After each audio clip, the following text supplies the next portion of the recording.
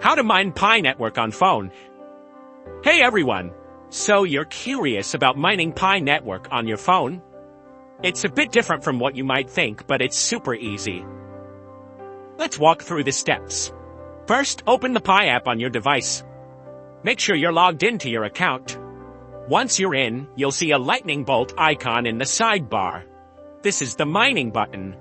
Tap the lightning bolt to start your 24-hour mining session. The app might prompt you to confirm that you want to start mining. Confirm the action. Now you need to tap the mining button once every 24 hours to continue earning Pi coins. Set a daily reminder on your phone to avoid missing a session. The Pi Network app will also send you notifications to remind you to check in. If you've allowed to notifications, go to the Earn Pi section of the app and invite your friends and family to join Pi Network. Add people you trust to your security circle. A larger and more reliable security circle will boost your Pi earning rate. And that's how you mine Pi Network on your phone. It's a simple process that requires daily engagement.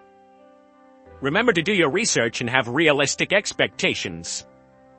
If you found this video helpful, give it a thumbs up, subscribe for more crypto tutorials. Thanks for watching.